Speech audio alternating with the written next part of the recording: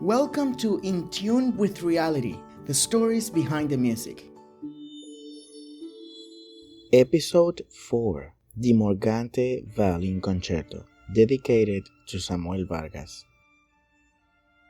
Okay, so I'm so excited to be here with Andres Martin, and what can I say? It's just such an honor to be the person chosen to perform this wonderful masterpiece that we will be discussing today. Well, thank you for having us, and it's an honor for me to be able to stay in the same room and share all these experiences and ideas and thoughts. Well, it's wonderful for me, for you helping us make a team to make this happen. Yes. And I thought I would talk about the genesis of the Morgante Concerto. It really starts with working with Andres Martin, who was introduced to me by Gary Carr. Gary Carr had done a piece in Tijuana called The Heart Has No Borders, and he emailed me and he says, Roger, I've met this remarkable young man who has the melodic gift that I think, actually he said the lyrical gift that I think you're looking for. And so I started an email contact with Andres, and then eventually came to San Francisco for a what we call a camp, your boot camp for bass. And I told him, because we started basically moving from writing for the bass to the cello. He'd already had significant accomplishments with bass, and I told him I really wanted to do a cello piece. And he had played for me, actually on his telephone during an intermission at one of the performances of this remarkable movement. And when COVID hit, because I had asked him, I said, well, where in the lineup would I be to do a commission? He said, oh, about 20 down. You were busy. And when COVID hit, I called him. I said, well, where am I in line now? He said, well, I think you could be number one. So I said, let's start talking about cello concerti. And we ended up doing 3. The first was based on one that's called the Vox Concerto, that's based on his experience with the COVID epidemic and his response to it. He was also working on a concerto. They had written a cello concerto that he wasn't quite happy with, and I had him, let's revisit it. It's now the Aria Concerto, which needs a world premiere, by the way. And then I asked him to take his first bass concerto and do a cello version, but again with the cello in mind and whatever differences between the two instruments. So he's done 3. I said, once you've done those 3, then I want you to move on to the violin.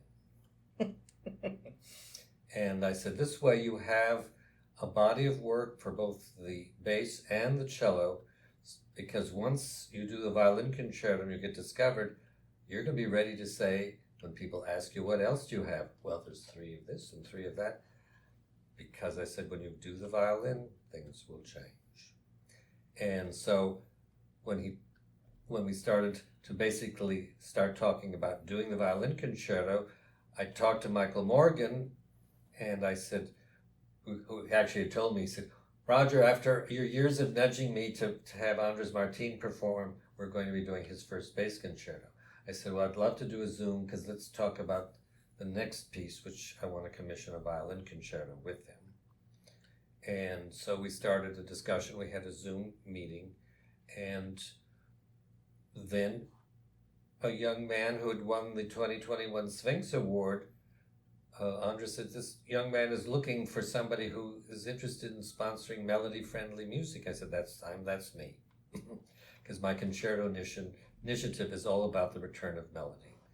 And so we had a young Sphinx winner, and Michael Morgan, who was involved with the Sphinx and frequently conducted the Sphinx Orchestra for the competition. He said, well, this was going to be a perfect combination for Andres to write for violin, and then we can invite our friend right here, Samuel Vargas, to play it.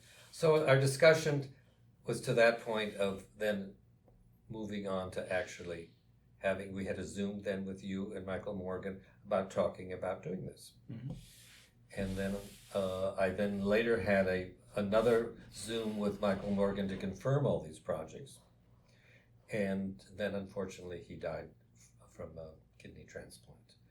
And in talking with Samuel and with Andres, I said, let's just continue this and follow through on the commission that he wanted to do.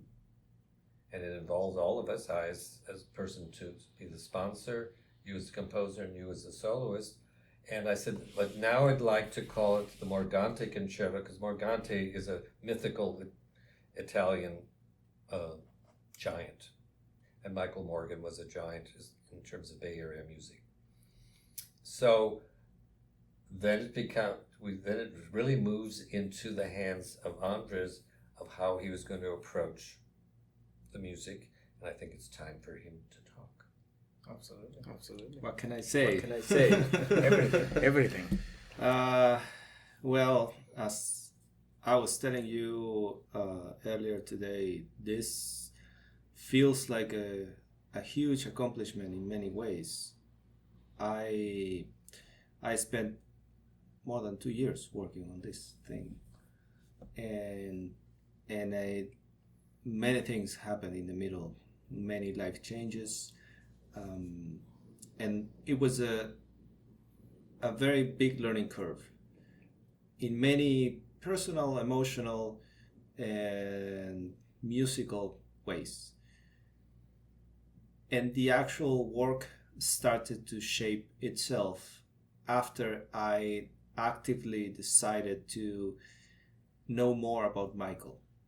I wrote 3 concertos and discharged almost 2 entire works after what it's the final product, because I was looking for, I was sure since the beginning that I wanted something that reflected my way of feeling music, which is emotional, visceral, and powerful. And at the beginning, I was a little, I don't know the word, but I couldn't get to feel like I had the right music for the right project. And one day I realized that my big mistake was that I was just focusing on music. And I stopped and I started thinking again why I was doing this, and started looking to all the pieces and all the story of this whole project. And then I reminded myself, I'm writing something about someone, and I need to connect with this person. So, since I had such a little chance to get to know Michael on this brief meeting, and by the things that Roger had told me before and during, I started doing my own research and reading everything I could find about him. I watched pretty much every interview it's on YouTube about him. And when I realized how big his influence, impact, and everything he has done for the music community, it's going to be remembered, and the music has had to reflect that. So I changed. I'm going to interject just so people who don't know much about Michael. Michael Morgan was the music director of the Oakland Symphony for over 30 years. And he basically took a community orchestra and turned it into, frankly, a world-class orchestra in a town, in a Bay Area that already has one world-class orchestra. And what he did was he brought in different communities that have been neglected. Obviously the African American, but also the Latino community, the Asian community. He did many salutes to different world communities that hadn't to live, members lived in Oakland. So This is part of why he was such a giant, and he had the greatest sense of humor. And he frequently would talk to the orchestra, which, people loved his explaining things, the humor he would bring to some of the evenings. He was a joy, but he was also a great conductor. And he was, yes, like any conductor, is a taskmaster, but in such a way that he made these people play their best, and they wanted to for him. Yes. So when I got this refreshment of the meaning of the project itself, and I got this in combination with my original musical plans, then everything started making sense. I knew since the beginning the music was going to be very Latin American influenced. This is why I'm a Latino person. I have deep Latin American roots, and many, or if not most, of my music has a Latino influence. And I wanted to use South American rhythms and structures and cadences because after doing a very long research, I thought there was not so many violin concertos that used these elements. And the ones that use them, they don't have the lyricism and the melodic materials, like Ginastera, for example, violin concerto, or all of these other pieces that actually exist, but they're completely different because they're from a completely different time. Well, I know a few. I don't know them all. But what's mainstream and what it's being performed very often, it's lacking of this element. Mm-hmm. And there's where I come in and where I feel I have something to say, because it's a big part of me, and I also like concert music.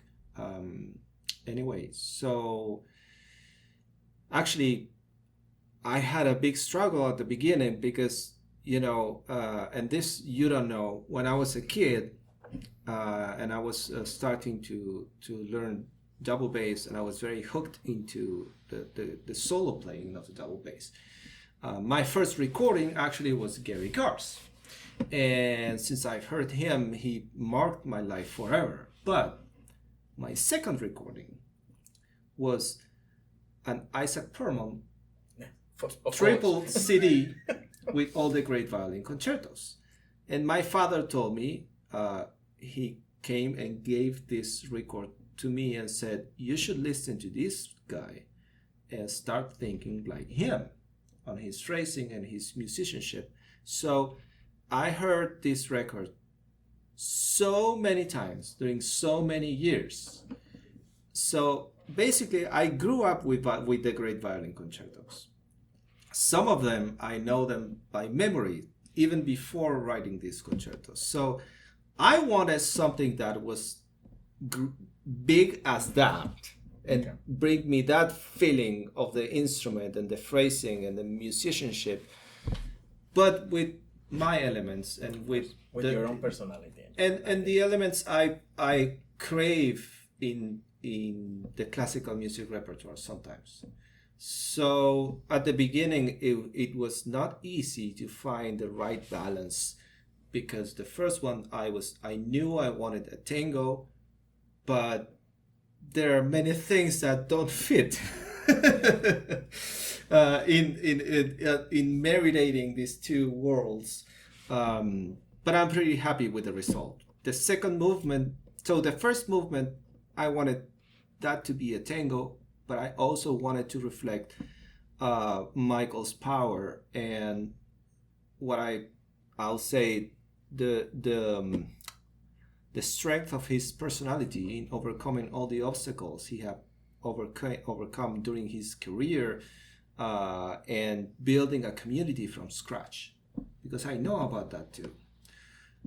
So I wanted something that was powerful, uplifting, and that reflects also struggle, because I'm sure it was not easy for him.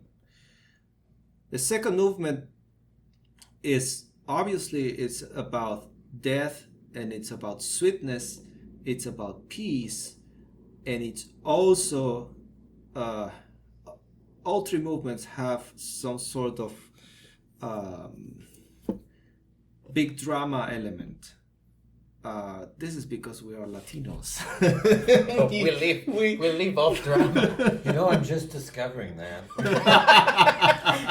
Anyway, so, and I wanted the second movement to be a samba, not a Brazilian samba, an Argentinian folk samba with the Z.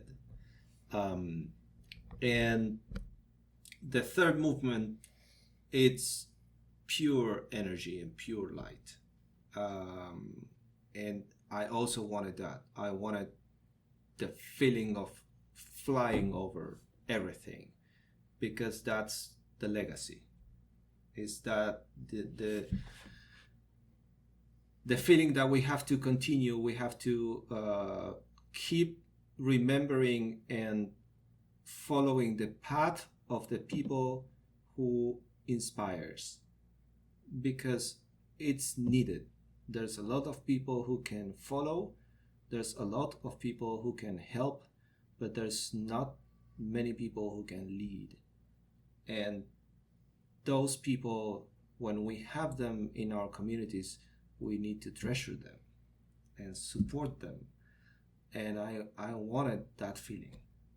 I wanted the feeling of a peace that will make me follow instantly. Wanted to, like, I don't know, what something happens in front of you and passes by, and you want to run with it, or with that person, as fast as it goes, and non-stopping. You don't know where you're going, but you want to run along. And that's the feeling I wanted for this movement. And so anyway, I'm right now in the stage we are now with the piece completed, and I'm beyond happy with the result, and I know that this whole process has changed me in many ways for good. Well, Samuel, and I asked you in terms of your rewrite of the ending. Yes. I'd like you to talk about, as I say, we wanted to favor a more dramatic ending, and how you then approached it. Okay. Okay. I knew I had originally a good ending. It was, yeah. And I was excited when the proposal of a new ending was done, because I knew I had a chance to do it better, but it was a challenge. Again, after doing 5 different endings, or I don't know, I don't remember exactly how many they were, but I had to go back to meaning to be able to complete the piece. So, because the last movement, it's at least to me, it's such a positive force, positive energy that flows forward. I struggle to find a way to slow it down in order to make it big, because something that passes by fast, it goes away fast. And at the beginning, I felt like if I slow down, because my very personal approach to music is that music is energy, and that's how I approach my whole process. So I felt like by slowing down energy, I was losing energy and losing power, and we wanted a powerful ending. So I had to bring back all the drama again for an instant, and I realized that well, this is something I have been thinking for a very long time, and this is because my approach to music, it's about feelings and emotions, and and I believe most of the time we focus in one emotion, but it's never only one. It's a mix of emotions, and there's a predominant one that we recognize. But even in the happiest moment and more positive moment, there's always a reminder. And I had to acknowledge that, okay, we're doing all of this that is so beautiful and so positive and so meaningful, but Michael is dead. And I had to remember that at the very ending, before closing. So I brought back the main theme of the second movement, which is a prayer, and I brought back that in a very dramatic way, with all the brass in an even darker phrasing and texture, to create another layer of tension. And then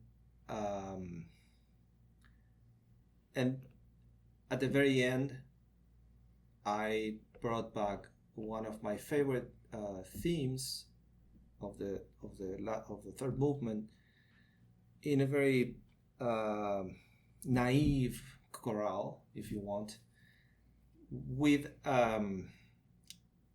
because I had this problem that I started hearing that theme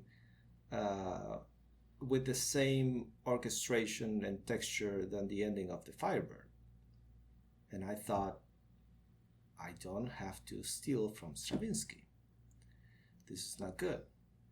And I spent a couple days thinking like this. How can I make this not sound like him? Because I don't want to end like that, but my brain keeps singing the whole ending like that.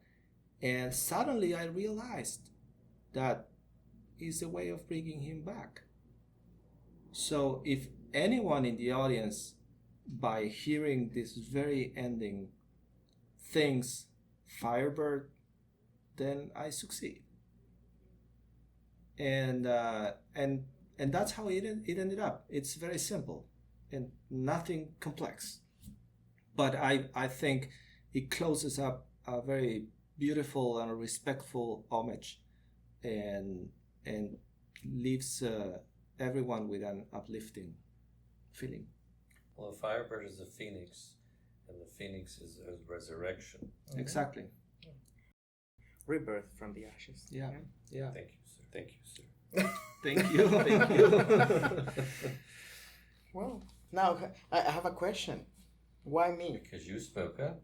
You came. Look, you had heard his piece, and you contacted him about commissioning something, and he told you that you were working with me, and he told me about you. So I did a little homework and started to look you up on YouTube, and hear you give some talks to your students. Even though I don't speak Spanish, I could still see your tutorials. And then I watched you perform at 13 years old Bruch's Violin Concerto, and I said to myself, who's this 40-year-old person playing with all these children? I was absolutely astounded by the maturity of your interpretation. And I know the Bruch Concerto well, and I was just astounded. I said, well, I think this is somebody I want to work with. And then we had a chance to have a Zoom and start our conversation, which has now led to this incredible masterpiece. Congratulations. Yes, And thank you, because Samuel, along the way, we've all sort of worked as a team to give you some feedback. Yes. Samuel can do on the technical skill. I always tell you people that I'm your ideal audience. I will tell you when you're succeeding, and if I don't get it, or if I think it's ugly, I will tell you. But I ugly. So you've gotten some hard feedback from us along the way, but I think in the end you've been very good about digesting that feedback. And having also worked with you on the cello concerti, is learning how you took feedback and came up with solutions even beyond my wildest dreams.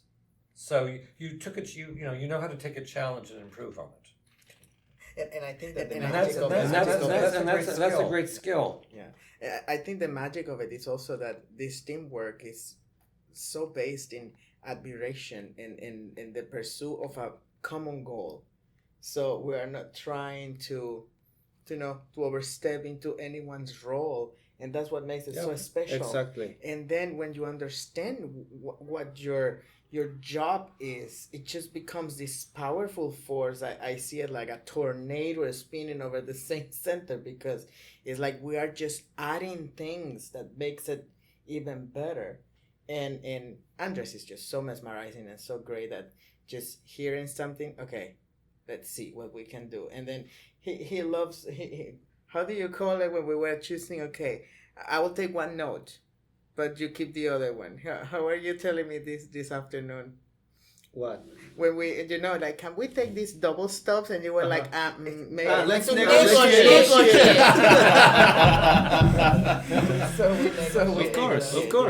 Of course. Yeah. So that's fabulous. So.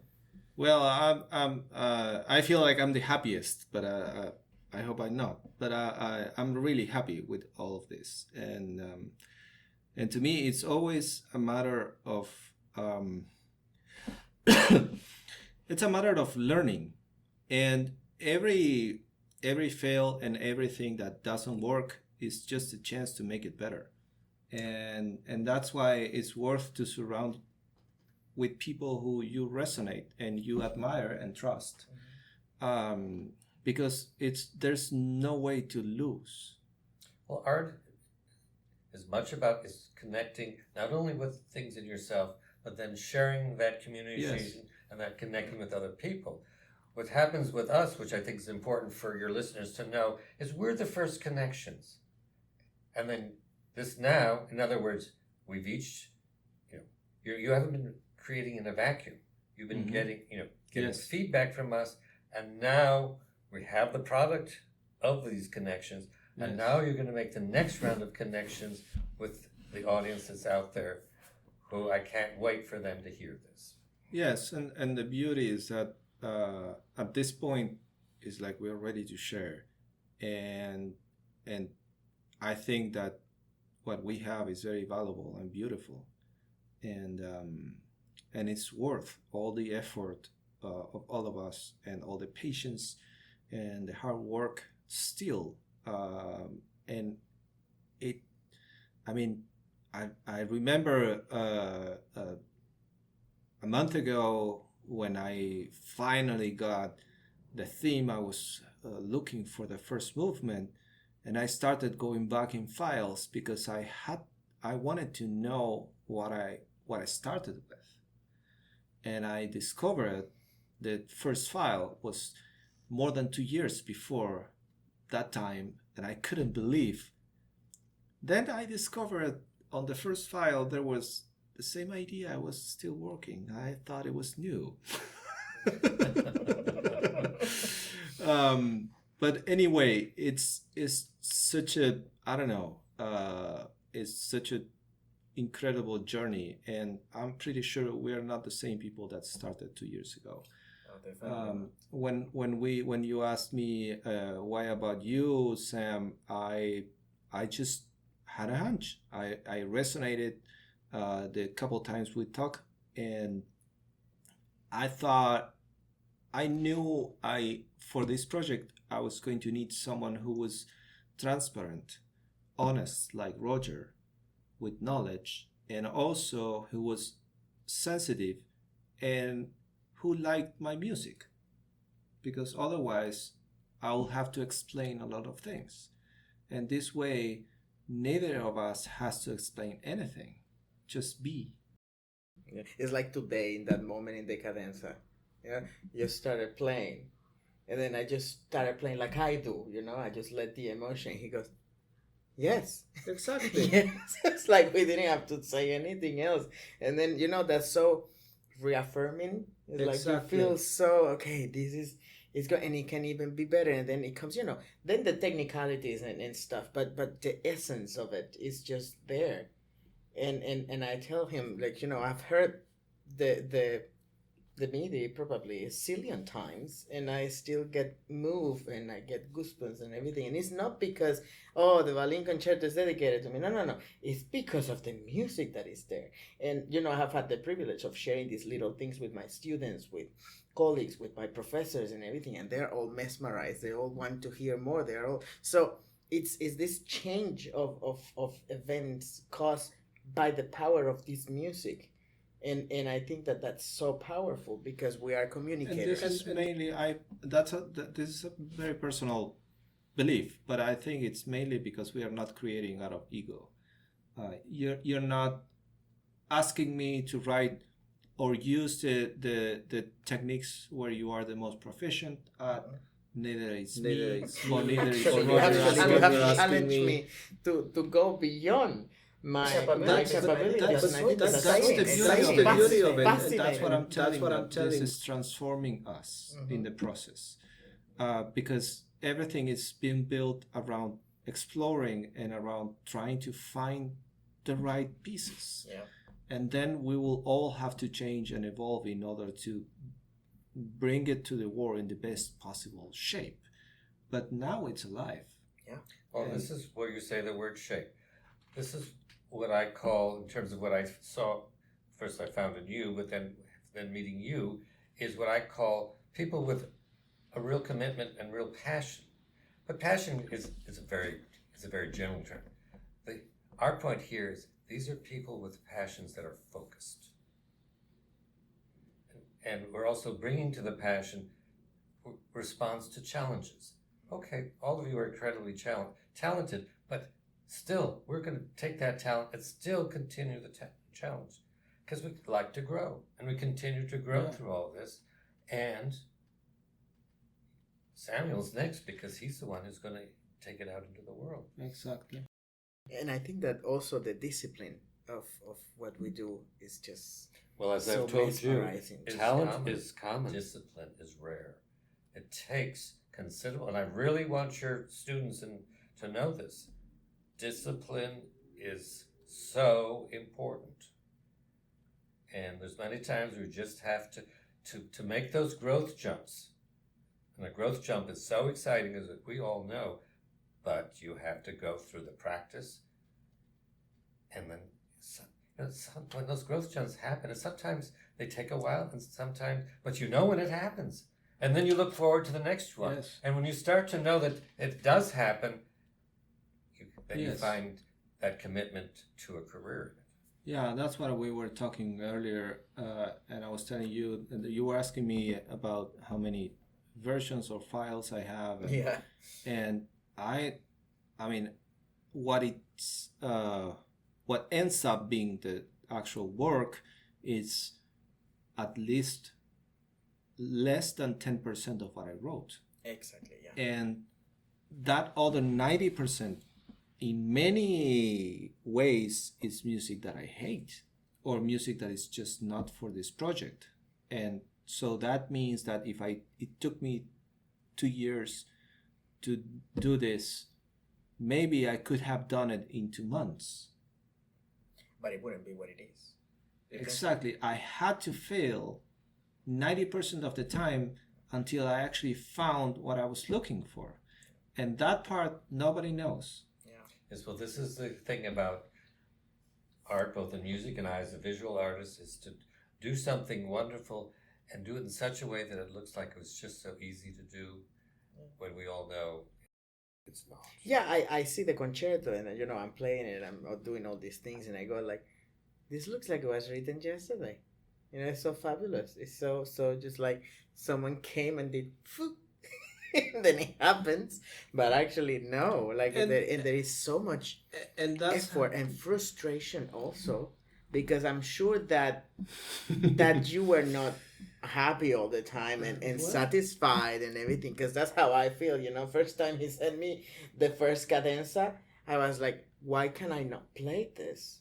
Why can't I? Oh my goodness! And I get frustrated, and then we find this, and it was not because of the difficulty, Sometimes it has nothing to do with it. It has to do with the way that you resonate with what is written, and then suddenly get to these compromises and You two negotiate. exactly, and then he comes up with this. He says, like, okay, let me try something different, and then it's just this marvelous thing, way more difficult than the one before, way more enjoyable and more amazing to play. That's my point. Like, difficulty has nothing to do But with the power of what exactly, music and is. that's why I was remarking before that every fail or critique or challenge is just a chance to make it better. Today we were revisiting note by note, and many of the passages we just went through them, and maybe we changed one note, and it seems like, oh, okay, I just press one key and I change the note and it works. But you know that it's very likely that for that passage, for that bar, I spent 1 month working. Yes. And maybe 15 years ago, 10 years ago, I will be crazy mad thinking, oh man, I worked for a year on this thing, or I worked for a month on this bar, and I'm pretty made my mind. But to me, right now, if you say this is not working, or I'm not 100% sure, my reaction is to think, how can I make this better? Yeah, but I'm actually mesmerized because he goes, okay. If I was working with someone else, he would be like, what do you mean? Well, take because- it out. It's perfect. There's that happy possibility. And there's another happy possibility, which is we try a lot of new things to realize that the best one was the original one.